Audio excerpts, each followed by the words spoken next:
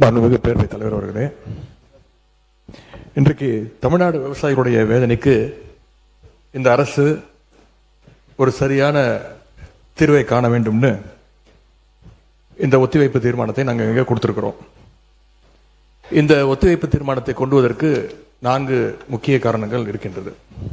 முதல் காரணம், மேகதாது அணை கட்டுற கர்நாடக அரசை தடுக்க இந்த அரசு என்ன நடவடிக்கை எடுத்திருக்கிறது என்று இந்த அவைக்கு நீங்கள் தெரிவிக்க வேண்டும்.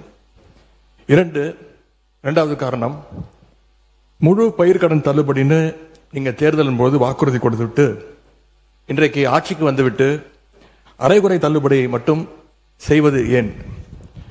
மூன்றாவது காரணம், காவிரியில் தண்ணி வராத காரணத்தினால குறுவை சாகுபடி இன்னைக்கு மொத்தமாக இல்லாம போயிடுச்சு. இதற்கு தகுந்த நிவாரண தொகையை எப்பொழுது இந்த அரசு விவசாயிகளுக்கு கொடுக்க போகின்றது? நான்காவது காரணம், டெல்டா மாவட்டங்களை வறட்சி பாதிக்கப்பட்ட மாவட்டங்களாக அறிவித்து அங்க இருக்கக்கூடிய விவசாயிகளுக்கு உரிய நிவாரணத்தை இந்த அரசு கொடுக்க வேண்டும். முதல்ல மேகதாது பிரச்சனையில இருந்து என்னுடைய உரையை நான் துவங்குகின்றேன்.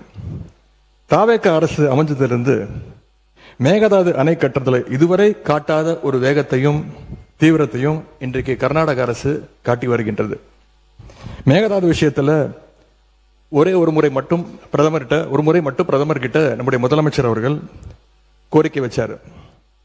அடுத்து மேகதாது பிரச்சனையில இருந்து இந்த பேரவையில ஜூன் 19ஆம் தேதி அன்னைக்கு இந்த அரசு ஒரு தீர்மானத்தையும் கொண்டு வந்தது. ஆனா அந்த தீர்மானம் மட்டும் நிறைவேற்றினா போதாது, அனைத்து கட்சி தலைவர்களோடு சேர்ந்து டெல்லிக்கு செல்ல வேண்டும் என்று எங்களுடைய கழக தலைவர்கள் சொன்ன ஆலோசனையும் நான் இந்த அவையிலே பதிய வைத்திருக்கின்றேன். அப்பொழுதுதான் நாம் அனைவரும் இந்த விஷயத்தில் ஒற்றுமையாக இருக்கிறோம் என்பதையும் நாம் அவர்களுக்கு சொல்ல முடியும். இந்த இடைப்பட்ட காலத்தில் நாங்கள் சொன்னதையும் இந்த அரசு செய்யவில்லை. அனைத்து கட்சி கூட்டத்தை கூட்டணும்னு தொடர்ந்து வலியுறுத்தி கேட்டுக்கொண்டு வருகின்றோம். திராவிட முன்னேற்ற கழகம் மட்டுமல்ல, தமிழ்நாட்டில் இருக்கக்கூடிய அனைத்து கட்சியும் இந்த அனைத்து கட்சி கூட்டத்தை கூட்ட வேண்டும் என்று தொடர்ந்து வலியுறுத்தி வருகின்றார்கள். ஏன் கேட்டுக்கிறோம்னா, கர்நாடக முதலமைச்சரும் அந்த அரசும் மேகதாது விஷயத்தில் மிகவும் தீவிரமாக செயல்பட்டு வருகின்றார்கள். ஜூன் 11ஆம் தேதி ஒன்றிய நிதியமைச்சர் திருமதி நிர்மலா சீதாராமனை கர்நாடக முதலமைச்சர் அவர்கள் நேரில் பார்த்து மேகதாது அணை கட்டுவதற்கு நிதியுதவி வேண்டும் என்று கோரிக்கை வச்சிருக்கிறார். ஜூன் 12ஆம் தேதி ஒன்றிய ஜல்சக்தி துறை அமைச்சர் திரு CR பட்டீல் அவர்களை நேரில் பார்த்து மேகதாது திட்டத்திற்கு நீங்கள் ஒப்புதல் அளிக்க வேண்டும் என்று கோரிக்கை வச்சிருக்கிறார்.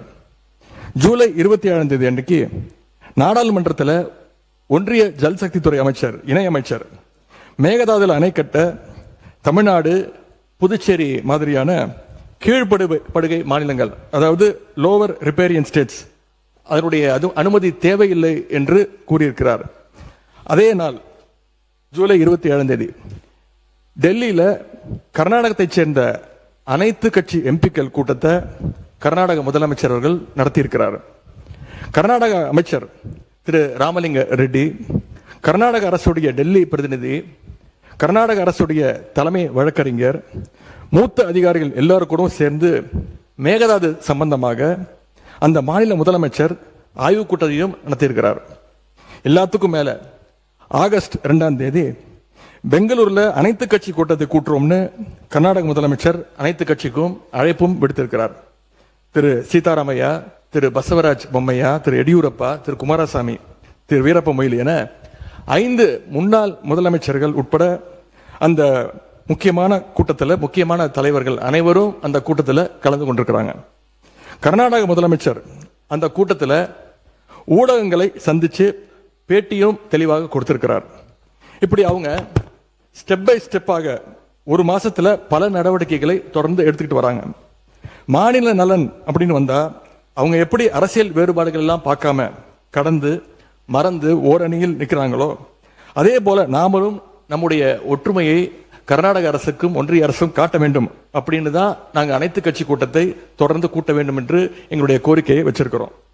விவசாயிகள் மேல அக்கறை உள்ள ஒரு அரசு இதையெல்லாம் கேட்காமல தானாகவே செய்ய வேண்டும். மாண்புமிகு